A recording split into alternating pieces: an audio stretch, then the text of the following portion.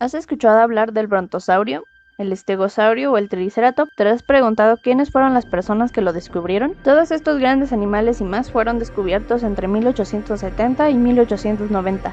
Antes de este periodo no se imaginaba el concepto de dinosaurio.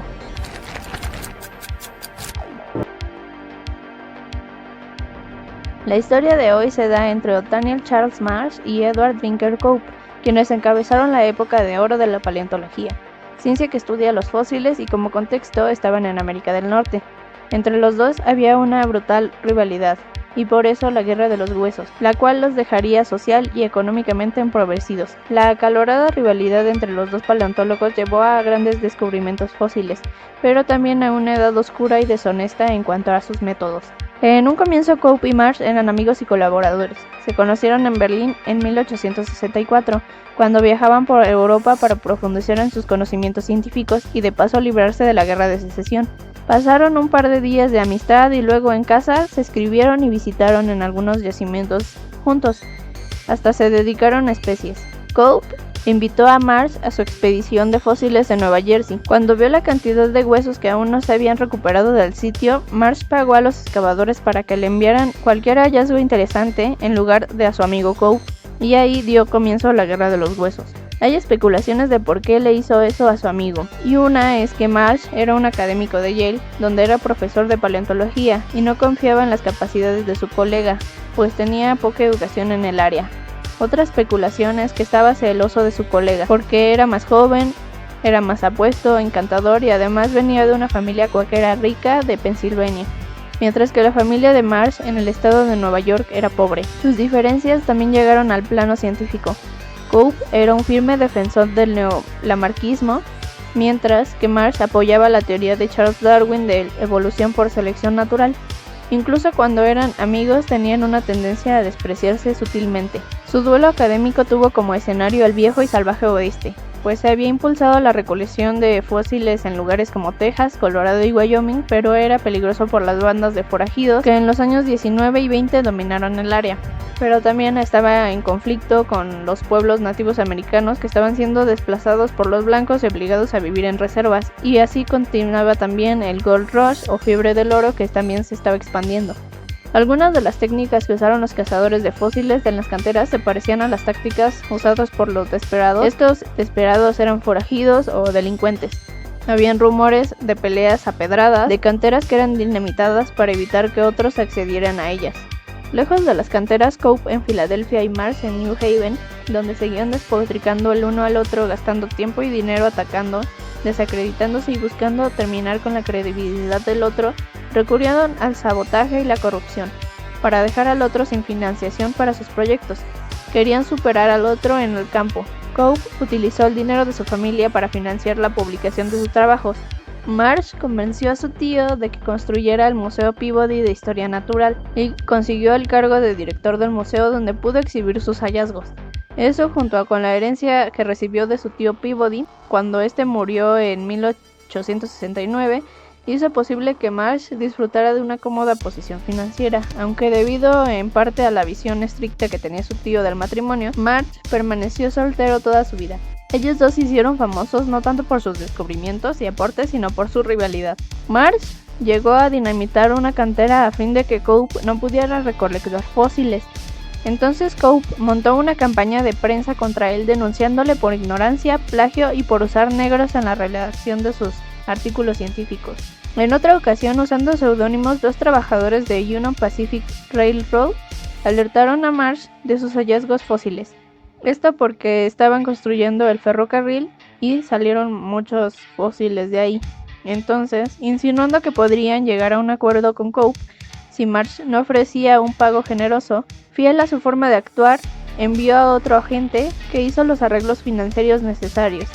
Y pronto el paleontólogo recibió furgonetas llenas de fósiles, incluidos los primeros especímenes de Diplodocus, Allosaurus y Stegosaurus.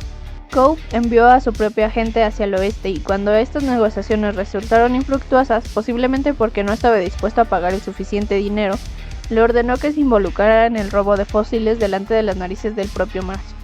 Poco después, harto de los pagos de Marsh, uno de los del ferrocarril comenzó a trabajar para Cope.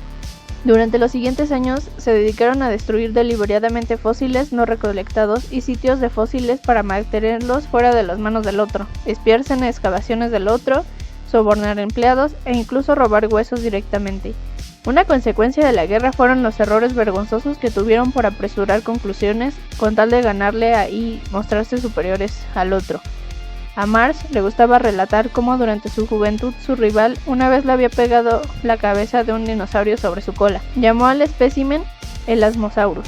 Colocó el cráneo en el extremo de la cola corta en vez de su largo cuello. Cuando descubrió este error, Marsh humilló a Cope en una revista científica, por lo que Cope intentó comprar y destruir todas las copias de la revista en la que había publicado su reconstrucción incorrecta.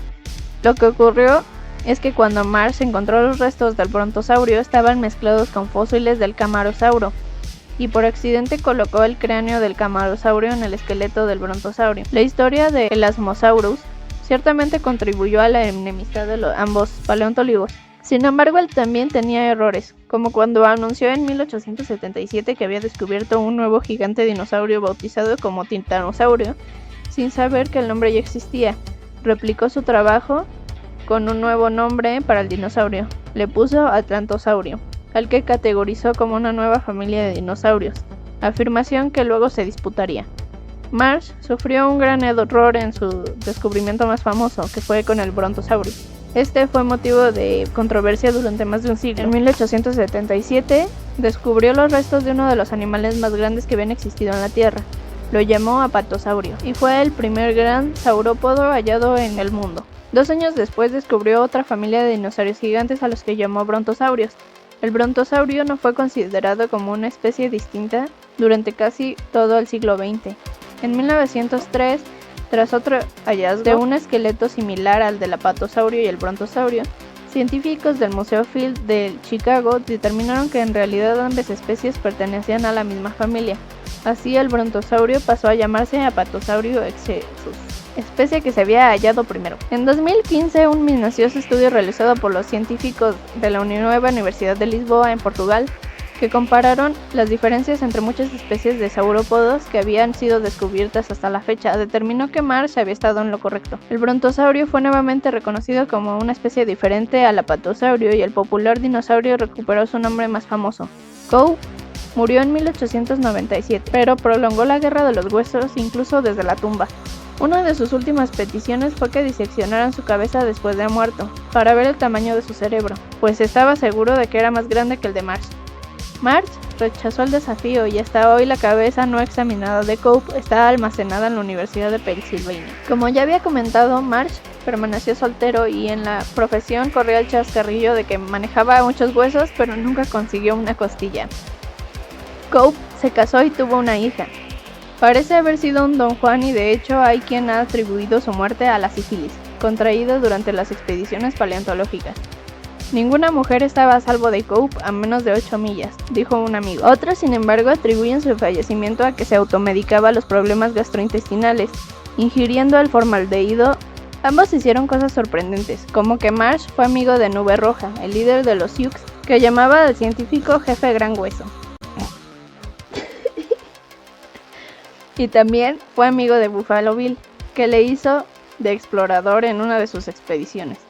Cope, por su parte, recorrió imprudentemente Montana buscando fósiles de mosasaurio, mientras que Caballo Loco masacraba a Custer y se ganó a los indios Crow, asombrándoles con su dentadura postiza.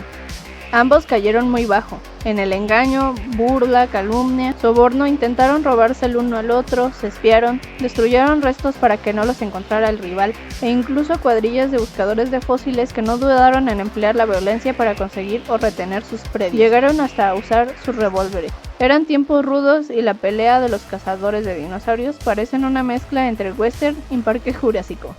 Cope y Marsh eran ambiciosos, arrogantes y vengativos, sedientos de fama y renombre.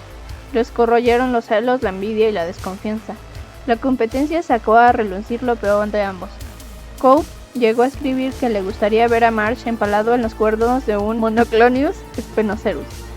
Marsh describió a su rival como histérico y le sugirió que se volase la tapa de los sesos. Es fácil imaginárselos golpeándose con fémures gigantes. Si bien los aportes de Marsh resultaron más importantes y duraderos, el legado de Cope también fue muy relevante debido a la amplia gama de temas que investigó. Marsh ganó la guerra de los huesos en términos de dinosaurios. Cope, sin embargo, tuvo la influencia en términos de biología evolutiva en general, lo que podríamos llamar un empate técnico. El conteo final fue: Marsh descubrió 80 nuevos géneros y especies de dinosaurios, mientras que Cope nombró solo 56. Cada descubrimiento importante fue acompañado por publicidad, revistas y periódicos que ilustraron los últimos hallazgos sorprendentes, y los esqueletos reconstruidos se dirigieron a los principales museos. La herencia de los dos es impresionante. Entre ambos descubrieron y documentaron más de 130 nuevas especies de dinosaurio, incluidos los Diplodocus, Stegosaurus y Triceratops. Lograron esqueletos completos montados en grandes museos que cautivaron la imaginación de multitudes. Fueron también pioneros en sistemas de excavación y en conservación.